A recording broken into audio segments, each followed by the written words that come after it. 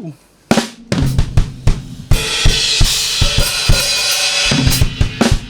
Hello, ladies and gentlemen, welcome! Welcome to the Sapiera channel. On this video, we're gonna talk about drums. Hope you guys are feeling okay and wonderful wherever you are in the world at this particular time, night or day, wherever you are. And on this video, I'm gonna talk about a question that I've been receiving from many fans over the years, and also from musician friends. And the question is, hey, Mr. Paul, how do you approach your drum arrangement when it comes to the songs that you write? That's a very broad question, and it's a legitimate question, my friend, which deserves a legitimate answer. Therefore, we're going to go to that question and answer it. All right, but before that, ladies and gentlemen, I'd like to thank Mr. Michael Salcedo for this beautiful drum set. Awesome. Yeah, and this beautiful studio. Mr. Michael Salcedo is one of the sought-after, most respected, and the heaviest of the heaviest band's drummer. I'm talking about the band Shepherds the Week. Yeah, you guys check it out. Shepherds the Week, Hong Kong, the heaviest band in town. Oh, yeah. Thank you so much, Michael, for letting me use your facilities. Thank you so much. Okay, let's get back to the question. The question is, Mr. Sapiera, how do you approach your arrangements when it comes to drums? Well, all right. First, what I do when I write a song is I sing the melody with chords. I record the guitar or piano with my vocals first. And then, after that, I imagine the drums, when it's supposed to come in, when it's supposed to stop, and all that. And then after I lay down the basics of the drums, then I lay down the bass. And then after I lay down the bass, the rest follows. But usually I do the guitars as the last. So again, chords and vocals first, could be guitar or piano, and then drums, and then bass, and then the rest, electric guitar or what have you, strings, brasses, whatever. So that's how I approach. And I always get asked this question, Mr. Sapiera, so how do you do it? How do you decide when to put the drums in and what drum patterns you're going to use for your songs? Well, in most cases, when I write my songs, I already hear the drums in my head, and I already hear the bass, the vocal harmonies. When you write songs, when you're arranging songs, you already hear it in your head, right? And it's important as a songwriter, arranger, that you know each instrument, how to play them at least. Like for me, for example, I'm not a very good drummer, but I know the parts that need to be played. I know everything there is to know about the drums. When it comes to the songs that I write, I know what I'm looking for exactly. And to get to that level, you have to play drums. You have to be able to play basic rhythm, and all that. So that when you arrange the drums, it's proper, right? And so, Mr. Sapiera, so how do you do it?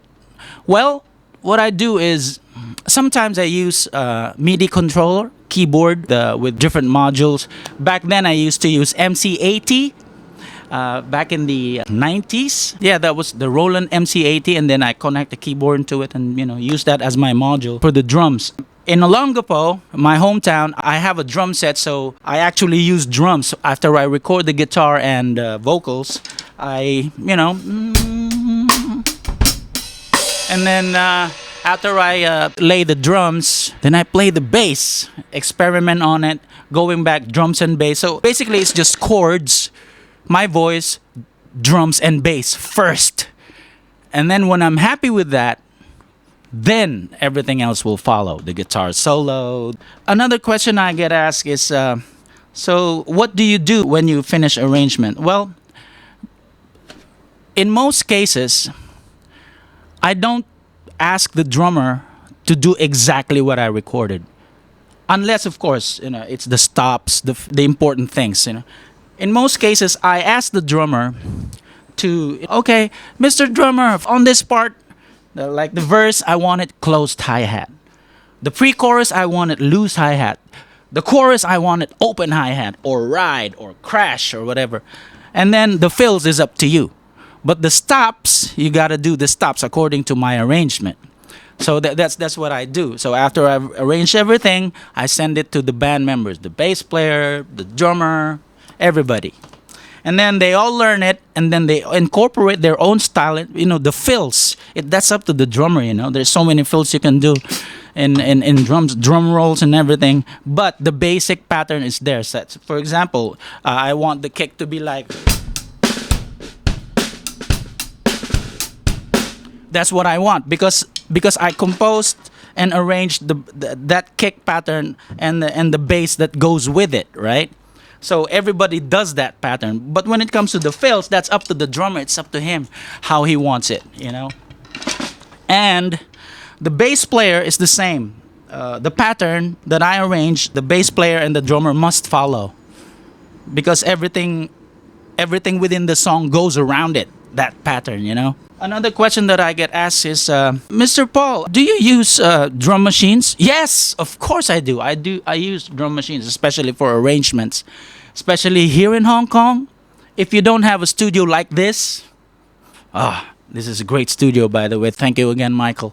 If you don't have a studio like this, noise complaints is a problem here in Hong Kong. That's why lately, when I arrange drums, I use MIDI, right? MIDI controller. Sometimes I use tune track and other things. That's how I approach my drum arrangements. And when it comes to the drumming style, I leave that to the drummer. But I know what I want. I always tell the drummers, okay, Mr. Drummer, this is what I want. This is how I want it. For example, PK Puro Kalokohan, for example. I don't want close hi-hat on that like Puro Kalokohan. Come on, close hi-hat. Not for that song. For that song, it's got to be Puro Kalokohan. So it's got to be open because that's what the song demands. In most of my arrangements, I often ask the drummer to not forget the changes.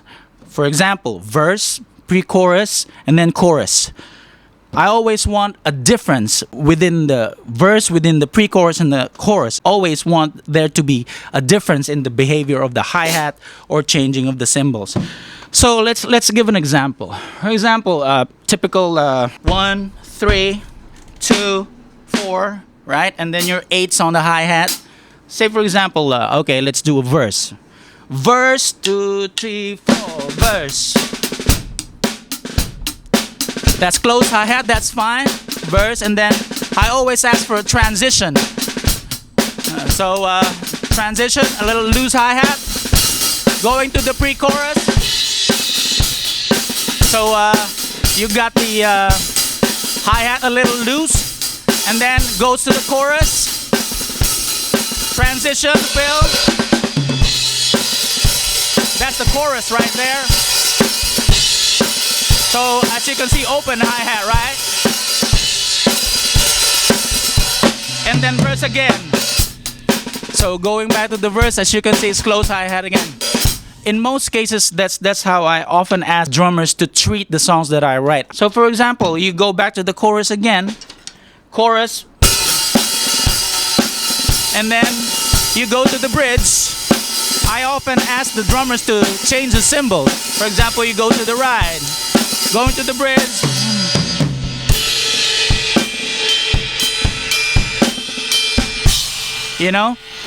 And then after that, go back to the chorus again. It's open hi-hat. So just with the arrangement of the drums alone, you can already tell that, oh, that's a verse. Oh, that's a pre-chorus. Oh, that's a chorus, Make sure that there's a difference in cymbals, which to me anyway, as far as my sounds are concerned, because I'm not a jazzer, I'm in the genre of rock. To me, the most dynamic part of rock, of the drum set when it comes to rock, for me, is the hi-hat. Because it goes from closed, you use the tip of the stick, that's really quiet, right? And then you use the edge, it's a little louder. Step on it, it's close, loosen it. That's a lot of dynamics, right? And then until you reach that open hi-hat, there's so much going on there from this to this. So in rock, to me, that's very important. And on the ride, sometimes I ask the drummer, it depends on the song. If it's fourths for the ride, in rock, I often ask for the bell, like fourth.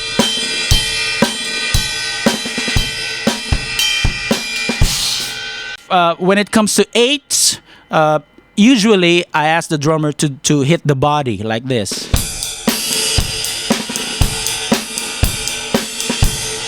Yeah. For accents, for accents, it's usually crash and open hi-hat. For finales, when it comes to rock, for example, the song is already an open hi-hat rock song, right? If I want it to be heavier than an open hi-hat, I ask the drummer to use the crash. For example, you go, "Hey, Mr. Drummer, can you make it a little heavier?" Okay.